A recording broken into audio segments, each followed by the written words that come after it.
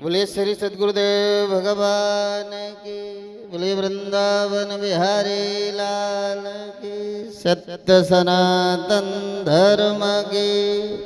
ओम नमः पार्वती पतये हर, जयकारा वीर बजरंगी, बोले सोनिहाल। वाहिगुरु जी का खालसा, वाहिगुरु जी की फतेह। श्री राम जय जय राम। श्री राम जय जय राम। श्री राम जय जय राम। श्री राम जय जय राम। श्री राम जय जय राम। श्री राम जय जय राम। सच्चिदानंद भगवान की जय। इस 28वें भक्ति योग वेदांत संत सम्मेलन के परम अध्यक्ष प्रातः स्मरणीय आचार्य प्रवर जगत बंधु पूज्य सद्गुरुदेव भगवान के पाद पद्मों में प्रणाम करते, मंचस्थ उपस्थित जिनकी मधुराति मधुर वाणी के द्वारा हम सब श्रवण कर रहे थे, आध्यात्मिक भजन के रूप में जिनको सुना, ऐसे आदरणीय पूज्य साध्वी महामंडलेश्वर निरंजन ज्योति जी महाराज, मंच पर उपस्थित अखंड परमधाम शाखा के परमाध्यक्ष पूज्य स्वामी महामंडलेश्वर जगत प्रकाश त्यागी जी महाराज, अभी बहुत सारी चर्चाओं को श्रवण कर रहे थे और 28 वर्ष से सुन रहे हैं। कुछ लोग होंगे जो 28 वर्ष के पहले से भी सुन रहे होंगे। 28 वर्ष तो पटियाला का हुआ ना। कैसे सुने कि ये सारा का सारा रोला मिट जाए, ये स्यापा मिट जाए, ये रोना न रहे, ये तो हमें सुनना आता नहीं है। ये सुनने का भी एक क्रम है। मनस्य कम वचस्य कम कर्मणे कम आत्मना। 3 चीजों पर तो शक नहीं करते। दुर्लभम त्रयमेव एतत्। 3 चीजें दुर्लभ हैं, मनुष्यत्व, मुमुक्षुत्व, महापुरुष संश्रया। तो महापुरुष भी मिल गए हैं। दुर्लभ ये देह भी हमें मिल गया है सुंदर बकरी के रूप में, जिसको हम श्रवण कर रहे थे। बकरी का मतलब ये जैसे जिसको हम आंगन कहते हैं, यहाँ कबीर कहते हैं बकरी का मतलब ये देह है। देह भी एक आंगन की तरह है। देवो देवालय प्रोक्ता, इसके अंदर भगवान आत्म रूप से विद्यमान। ये घर है, इसमें 10 दरवाजे हैं, है ना। तो ये अंदर बैठा हुआ परमात्मा, घट घट में हरजू बसो संतन कहो पुकार, जो हमारे हर घट में विद्यमान है, बैठा है, प्रतिष्ठित है। समम सर्वेषु भूतेषु तिष्ठन्तम परमेश्वरम विनश्यसु अविनश्यन्तम या पश्यति स पश्यति। जो इस बकरी के मिट जाने पर, ये इस बकरी के साथ और बकरी के न रहने पर जिसका कभी अभाव नहीं होता, जो समम सर्वेषु है, जो छोटा और बड़ा नहीं है, वो कम और ज्यादा नहीं है, वो स्त्री और पुरुष में जिसमें कोई न्यूनता और अधिकता नहीं है, वो साधु के अंदर कोई बड़ा भगवान नहीं बैठा, कोई गृहस्थी के अंदर बहुत छोटा भगवान नहीं है, या किसी साधु के अंदर बहुत बड़ा सुंदर भगवान है, हमारे अंदर थोड़ा काला सा है, असुंदर है, छोटा है, कमजोर है, ऐसा नहीं है। समम सर्वेषु भूतेषु तिष्ठन्तम परमेश्वरम विनश्यसु अविनश्यन्तम या पश्यति स पश्यति। अर्थात इस विनष्ट हो जाने वाले देह में, इस विनष्ट हो जाने वाले संसार में, इस विनष्ट हो जाने वाले जगत में, इस जगदीश को देखने का ढंग, इसलिए कहते हैं संत कभी सृष्टि नहीं बदलते, संत तो देखने की दृष्टि बदलते हैं। नजरें बदल गई तो नजारे बदल गए, किश्ती का रुख बदला तो किनारे बदल गए। ये जो है केवल देखने की दृष्टि, ये हमें लगता है जैसे पदार्थ हो सकता है थोड़ा सा चालाकी। जो हमारे जीवन में रोज का दुख है वो कोई मिनिस्टर दूर करेगा क्या? जो रोज का रोना पड़ा हुआ है अपने घर में, उस रोज के रोने को कौन मिटाएगा? ये रोज का एक नया स्यापा पैदा हो जाता है। इसलिए सुरक्षित और समृद्ध राष्ट्र तो सरकारी तंत्र हमें देगा, पर सुखी और संपन्न और प्रेम से भरा हुआ परिवार जब भी कोई देगा तो वो संत की वाणी और आपके द्वारा अपनी संतान में दिए हुए संस्कार देगा। इसलिए अपनी संतति को संस्कार के जल से सींचना प्रारंभ करो। सत्संग के बिना जीवन, बिना धन के बहुत लोग इस दुनिया में हैं जो धन के अभाव में कोई दुख नहीं था। धन तो नहीं था पर आनंद में थे, बड़ी कोठी तो नहीं थी पर आनंद में थे। अब बड़ी बड़ी कोठियों के बाद भी डिप्रेशन है, सुसाइड करने को मजबूर बैठे हैं, पत्नी ने तलाक डाल दिया है, कोर्ट के चक्कर लगा, पटियाला से रोज चंडीगढ़ भग रहे हैं, अभी कोई समस्या का समाधान दिख नहीं रहा, वकील की भी बड़ी फीस है, कैसे निपटेंगे इस समस्या से? ये तलाक ना हो, कोई कोर्ट ना जाए, ये बेमनस्य ना रहे, हम आदमी आदमी से दुश्मनी ना माने, तो कभी हम जातिगत, कभी मजहब के कारण, कभी संपत्ति के लोभ में। इसलिए भगवान कृष्ण ने गीता में कहा यद्यदति चरत श्रेष्ठस्य तत्तदेवे तरोजना सयत प्रमाणम कुरते लोकस तदनुवर्तते। अर्थात हम कैसा समाज चाहते हैं, हम जैसा समाज चाहते हैं, यद्यदति चरत श्रेष्ठस्य, हम निर्मल हो। असल में हम लगता है पड़ोसी ठीक हो, हम पड़ोसी को ठीक करने में लगे, हम पत्नी को ठीक करने में लगे, हम बच्चे को ठीक करने में लगे, हम भाई को ठीक करने में लगे। ये नहीं, हम सुधरेंगे जग सुधरेगा, हम सुधरें। अर्थात यद्यदति चरत श्रेष्ठस्य तत्तदेवे तरोजना सयत प्रमाणम कुरते लोकस तदनुवर्तते। अर्थात हम क्या कर रहे हैं, हमारी नकल कौन करे? हम कभी आशा बस कोटिन अपमान सहकर भी नर बोलता बिहस के सुधामयी भाषा है। आशावंत जेते नर जग के तमाशा बने, तजी जिन आशा तिन्हें जग ही तमाशा है। अर्थात अभी तो हम आशान्वित हैं, जरूरत पड़ी तो अपने फोन की फोटो बदल लेते हैं, है ना? फोटो जो लगी होती है, जरूरत पड़ जाए तो बाप की फोटो बदल लेंगे। सफलता यदि पड़ोसी से लगती हो तो बाप बना लेने में क्या दिक्कत है? अर्थात अभी हम बड़ी ऊंची बात भले कर लें, ऊंची बातों से नहीं, ऊंचे विचारों से ये देश चलता है, ऊंची बातों से नहीं। ये देश संस्कार से समृद्ध होगा, धन से तो समृद्ध होगा ही, धन से बहुत बड़ा संसार, धन से समृद्ध देश आज भारत की तरफ आशान्वित होकर देख रहे हैं। आप वृंदावन जाओ, हजारों अंग्रेज हैं जो भगवान कृष्ण के विषय में जानना चाहते हैं, भारत की साधुता को जानना चाहते हैं, ये भारत के आध्यात्मिक विज्ञान की पिपासा में भटक रहे हैं, वो जानना चाहते हैं। अभी सितंबर में रूस से सैकड़ों लोग आएंगे पूज्य महाराजा श्री के चरणों में हरिद्वार रह करके, उन्हें और कहीं नहीं जाना, रसिया से हरिद्वार आएंगे, आश्रम में ध्यान सीखेंगे और दूसरे दिन वो फ्लाइट पकड़ के फिर अपने देश चले जाएंगे। केवल वो घूमने नहीं आ रहे, वो आध्यात्मिक जिज्ञासा के कारण। तो धीरे धीरे ये हमारा मन, हम कहीं एक जगह टिके। अभी दीदी ने कहा था ना, मन ही मिलावत राम को, मन ही खरत भजीत, मन के हारे हार है, मन के जीते जीत, मन का कहा न मानिए, मन है पक्का धूर्त, ले बोरे दरियाओं में जाए हाथ से।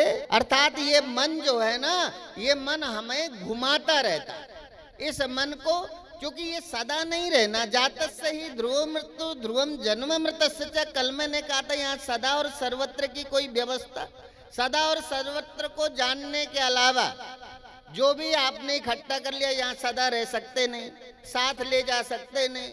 तो थोड़ी थोड़ी हम चाहें तो जीवन में स्वयं ईमानदार बन सकते, गुरु के प्रति, पत्नी के प्रति, बच्चों के प्रति, परिवार के प्रति, देश के प्रति, पड़ोस के प्रति, अपने मोहल्ले में। अभी तो हमारे को इसलिए धीरे धीरे, अभी दीदी ने कहा कि गंगा में नहाने से मन धुलता है, यहाँ नहाने से, गंगा में नहाएं तो तन साफ होता है, यहाँ नहाएं तो मन साफ होता है, ठीक है ना? ये धीरे धीरे, पहले गुरुवाणी में गुरुओं ने कहा सदगुरु नाम जहाज है, चढ़े चढ़ेगा तो उतरेगा कि बिना चढ़े, चढ़े सो उतरे पार। अभी देखो कितने चढ़े हो, हम चढ़े हैं, हम अपने को देखें, आप अपने को देखो, चढ़े हैं क्या? अभी तो हम सब अपने अपने काम की जुगाड़ में घूम रहे हैं, जिसका जिससे काम बनता नजर आ रहा है। जिनको कभी सत्संग से मतलब नहीं है वो भी आ जाते हैं, ठीक है? और जिनको सत्संग से मतलब है, बहुत बड़ा समाज है जो सत्संग, अर्थात ये सत्संग के बिना जीवन में तृप्ति नहीं हो, संतोष नहीं होगा। घर घर में बहुएं और बच्चे हैं, नौकर भी अच्छे अच्छे हैं, मौजों के भरे समुंदर हैं, सुख तो है लेकिन चैन नहीं। ये जो पीस है ना, ये पीस जब भी किसी को मिलेगी तो संतों की वाणी से और ग्रंथों के हृदय में समाई हुई शांति जब किसी ब्रह्म ज्ञानी संत की वाणी बनकर बहती है तो वो जीवन, वो परिवार सबका सब शांति और धन्यता को, पुण्यता को प्राप्त होता है। ऐसा पूर्ण में रहना नहीं, लंबे समय की कोई व्यवस्था नहीं है। कल प्रात को जान हिली न हिली, जपले हरिनाम हरि रसना, कल प्रात को जान हिली न हिली। बहुत लोग हैं जो हमारी उम्र के सुबह जगते ही नहीं है, गहरी नींद में सो गए, जगे ही नहीं वापस। हमें लगता है, इसलिए तैयारी 100 वर्ष की करके चलो, क्योंकि शतक गुण क्षमा, वेद के अनुसार हम 100 वर्ष की आयु वाले जाति के हैं। सबकी आयु है ना कुत्ते की, आप गूगल में सर्च करो कुत्ते की एज कितनी है, सर्प की एज कितनी है, मनुष्य की एज कितनी है। वैसे तो मेडिकल साइंस के अनुसार एवरेज आयु कुछ कम होगी, पर वेद में 100 वर्ष की आयु है।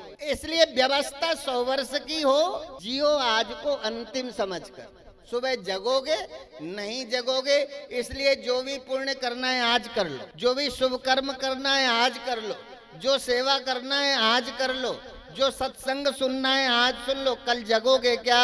ये कल के चक्कर में तो धर्मराज युधिष्ठिर ने कल ही तो बुला लिया था, तो विजय का शंख ध्वनि बज गई। आश्चर्य हुआ, ये क्यों? ऐसा तो अभी कहीं विजय तो हासिल नहीं, कहीं कोई युद्ध नहीं था।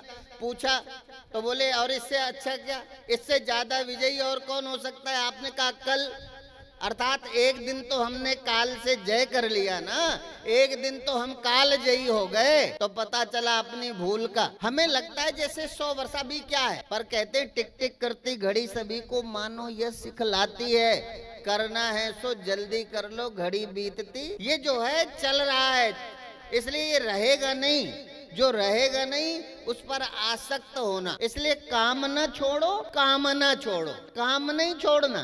बाबा जी मत बन जाना, ठीक है ना? बाबा बनने के लिए काम न छोड़ो, काम तो भगवान कृष्ण की तरह। तुम्हारी तो एक है ना, और एक में चंडीगढ़ भगना पड़ता है। भगवान कृष्ण की कितनी थी? 16,000 और आनंद से तो कोई शिकायत नहीं, न पत्नी को शिकायत पति से थी और न पति को शिकायत पत्नी से थी। तो ये भगवान कृष्ण के जीवन को पढ़कर ये विज्ञान सीखा नहीं जा सकता, ये व्यवहार देखा नहीं जा सकता। वो कैसे रहते थे, वो किस मसाले के बने थे? ये दूसरी मुश्किल से एक के साथ तो निभती नहीं है, दूसरी हो तो सुसाइड करने के अलावा जल्दी 2-1% सफल हो तो हो, नहीं तो ज्यादातर सुसाइड की स्थिति बनती है ना। तो ये भगवान कृष्ण कैसे इतने, तो अर्थात आध्यात्मिक विज्ञान के बिना केवल अभी हमें, इसलिए मैं अभी कहीं पढ़ रहा था, बोले किसी देश को बर्बाद करना हो, उस देश को मिटाना हो, तो उसकी संस्कृति का, उसकी शिक्षा के स्तर को गिरा दो। हमारे यहाँ आजाद भारत के बाद शिक्षा के स्तर को ही गिराया गया। जो चीजें पहले कक्षा 5वीं और 4थी में हमें मिल जाती थी, कुछ चीजें ऐसी पढ़ लेते थे जो बड़े होने के बाद मन सोचने को मजबूर होता था। हमें लगता था ये जगत क्या है, जगदीश क्या है, सोचने लगता था मन। अब वो कोर्स ही नहीं है। अभी तो हमें केवल धन कमाने का एक यंत्र बना करके इस शिक्षा जगत में हमें छोड़ दिया, बस धन कमाओ। और इसलिए भारतीय शिक्षा बोर्ड अब लागू होने की स्थिति में सरकार ने लगभग 4 वर्ष तक एक बड़ा लंबा संघर्ष, संत समाज, सरकार और इस देश के बौद्धिक, सांस्कृतिक और भारत की सभ्यता और संस्कार को जानने वाले बौद्धिक लोगों के साथ मिलकर के 3-4 तरह के साधु समाज, सरकार के कुछ प्रतिनिधि, राष्ट्रीय स्वयंसेवक संघ के लोग, और जो भारत की संस्कृति सभ्यता को जानते हैं, जो भारत के स्वभाव को जानते हैं, वो सभी लोगों ने मिलकर 4 साल तक लंबा काम किया है। आज जाकर के इस शिक्षा बोर्ड का गठन हुआ है, और वो शिक्षा बोर्ड पतंजलि को, अर्थात धीरे धीरे, तो ऐसे ही बहुत सारी चीजें हैं अलग अलग ढंग से। व्यवहारिक जगत में भी ऐसे ही, जैसे आध्यात्मिक जगत में, तो ये अवसर हम सबको पर ये सारी चीजें रहेंगी जब तक हम जन्मे हैं। मन बुद्धि चित्त अहंकार है, इनके अपने विषय हैं, इनके विकार हैं, वो हमारे भी रहेंगे, आपके भी रहेंगे। कभी हमारा मन भटकेगा, कभी आपका मन भटकेगा। मन भटकना बुरा थोड़ी है। मानस पुण्य होए नहीं पापा, गोस्वामी तुलसीदास जी ने रामचरितमानस में कहा, मन में आया हुआ बुरा ख्याल पाप नहीं हो, जब तक कि हम उस बुरे कर्म को करें नहीं। बुरे कर्म को करने से पाप लगेगा, मन में ख्याल आने से पाप नहीं लगेगा। पर अच्छा काम यदि मन में आ भी गया है और हमारे पास सामर्थ्य नहीं है, हम दे नहीं सकते, तो निश्चित रूप से उसका पुण्य मिलेगा। कई दफा हम दे नहीं सकते, और कई दफा ऐसे कंजूस लोग होते हैं कि एक भगत था, अब वो पैसे वाला तो बहुत था, इसलिए किसी शायर ने कहा, अक्सर धनियों के दिल नहीं होता, अक्सर धनियों के दिल नहीं होता, दिलदार धनी कम होते हैं। एक बड़ा धनवान व्यक्ति था, पर संयोग से दान करने का अवसर आया, कोई सम्मेलन चल रहा था। अब सम्मेलन में हुआ कि सारे लोग सहयोग करेंगे तो अच्छे संत बुलाए जाएंगे, सम्मेलन किया जाएगा। तो अब रीतू और माया दीदी की तरह कोई पर्ची काट रहा होगा काउंटर में बैठे। अब सेठ जी से मुलाकात हो गई। अब सारे लोग, चूंकि सामाजिक प्रेशर था, ये हुआ कि दे दो। अब सेठ जी ने सोचा दे देते हैं, तो पहले पर्स में हाथ डाला तो बड़ा नोट हाथ लगा, अंदर कर दिया। फिर उससे छोटा देखा, अब तो ये 500 का दे देते हैं। फिर मन में आया 500 का ज्यादा होता है, फिर रख ली। फिर 100 का हाथ लगा, 50 का हाथ लगा, ये बड़ा लगता गया, छोड़ते गए। बाद में देखा जेब में कोई छोटा नोट, तो एक सिक्का मिल गया। एक सिक्का मिल गया तो निकाला, लगा सिक्का दे दूं। अब चूंकि जीवन में दिया तो था नहीं, पैसा बहुत था। अब वो सिक्का हाथ में दबाए विचार करता रहा, दूं या न दूं, कैसे दूं। लोगों की नजरें बचाने के चक्कर में देर हो गई, न देना पड़े शायद निकलने भीड़ भाड़ में। तो जब देर हो गई, लगा कि अब दे ये बिना छुट्टी तो मिलेगी नहीं, तो हाथ से निकाला, बोले अब दे ही देता हूँ। ऐसे हाथ से जब देने को खोला तो पसीना में सिक्का भींग गया था। अरे बोले, ओ राम राम राम, इतना प्यार है तुझे मुझसे, मेरे से दूर जाने के चक्कर में तू रो रहा है, ठीक है अब तुझे नहीं दूंगा, रख ले। हम पैसे की भाषा समझ लेते हैं और गुरुओं का ज्ञान समझ नहीं आता। पैसे की भाषा समझ आ गई कि वो रो रहा है बेचारा, जाना नहीं चाहता, मेरा वियोग अच्छा नहीं लग रहा उसे। पर अभी हमें जो है साधु की भाषा समझ नहीं आती। इसलिए एक बार और एक संत जो थे ना, कई दफा तो लगता है बहुत लोग हैं जो मांगते हैं, बहुत लोग हैं जो धर्म के नाम पर अपनी दुकान चलाते हैं, ये अलग विषय है। पर भगवान और सच्चा सदगुरु जब कोई बात करते हैं तो दुकान चलाने के लिए नहीं, वो तो केवल हमारे कल्याण का मार्ग प्रशस्त हो, इसलिए वो हमें सेवा सिमरन सत्संग में लगाते हैं। तो एक बार एक संत भिक्षा के लिए मांगते हुए किसी माता के पास चले गए, वो बहुत गरीब थी। अब वो बहुत गरीब माता, मांगा तो उसके पास तो भिक्षा मांग के लाती थी, ठाकुर जी का भोग लगाया, खा लिया। साधु थोड़ा लेट हो गए थे, तो महात्मा ने आवाज लगाई, माता भिक्षा दे। अब माता ने भिक्षा दिया तो माता ने देखा महात्मा भिक्षा मांग रहा। माता बोली, महात्मा जी मैं तो खुद एक भिक्षुक हूँ और आप थोड़ा लेट हो गए, मैं अपने भोजन के लिए मैं भिक्षा वृत्ति करके अपना जीवन जीती हूँ, तो जो लाई थी मांग कर ठाकुर जी को भोग लगाया, खा लिया, अब मेरे घर में कुछ भी नहीं है। महात्मा जी बोले, कुछ तो होगा, जब घर है तो कुछ तो होगा, कुछ भी दे दो। महात्मा से माता बोली, महात्मा जी सच में कुछ नहीं है, मेरे घर में दीवालों के सिवा और कुछ नहीं है, मैं दे देती, मेरा क्या बिगड़ना था। आप मेरे दरवाजे आए थे, मैं दे देती, मेरे पास कुछ नहीं है, मैं तो भिक्षा मांग कर अन्न लाई थी और वो भी मैंने ठाकुर जी को भोग लगाया और खा लिया, अब मेरे पास कुछ भी नहीं है। बोले देख लो कुछ भी रखा हो दे दो।